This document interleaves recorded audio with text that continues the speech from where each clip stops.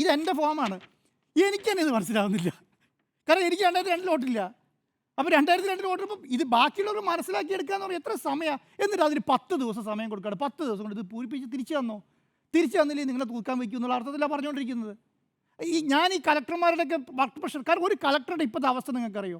Normally ഉള്ള അവസ്ഥയാണ് പറയുന്നത്. ഒന്നെന്താ, ഈ ഇലക്ഷൻ്റെ ചാർജ് അദ്ദേഹത്തിന്, ഈ SIRൻ്റെ ചാർജ് അദ്ദേഹത്തിന്.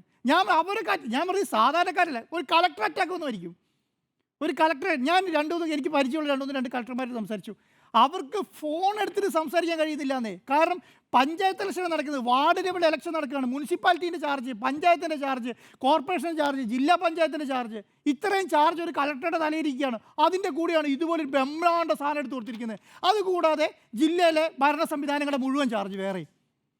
ഒരു അവസ്ഥയൊന്നും ആലോചിച്ച് നോക്കിക്കേ, ഇവരെങ്ങനെയാണ്? ഒരു കളക്ടറാണ് ഞാൻ പറയുന്നത്. എന്നിട്ട് എന്താണ്? എന്നിട്ട് അവരെന്താ പറയുക? അവർക്ക് ഇതല്ലാതെ വേറെ എന്ത് ചെയ്യാൻ പറ്റും? അവർക്ക് പറയും എനിക്ക് ഈ സാധനം കിട്ടിയേ പറ്റുള്ളൂ എന്ന് പറഞ്ഞാൽ അവസാനിപ്പിക്കും. എനിക്കിതാ SIR കിട്ടിയേ പറ്റുള്ളൂ എന്ന് പറഞ്ഞാൽ അവസാനിപ്പിക്കും. അപ്പം ഇതുപോലെ ഇത്രയും ഇതിനൊക്കെ ഞാൻ പറയുന്നത് ഉദ്യോഗസ്ഥന്മാരെ കുറ്റപ്പെടുത്തിയിട്ട് കാര്യമെന്ന് ഞാൻ പറയുന്നില്ല. ഇതിനൊക്കെയാണ് രാഷ്ട്രീയ പാർട്ടികൾ വേണ്ടത് കേരളത്തിൽ. ഇതിനൊക്കെയാണ് പ്രതികരണ ശേഷിയുള്ള രാഷ്ട്രീയ പാർട്ടികൾ വേണ്ടത്.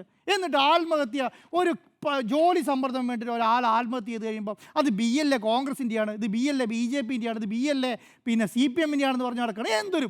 അതാണ് ഇവിടെ പറയേണ്ടത്. അത് പറയേണ്ട സ്ഥലമാണോ ഇത്?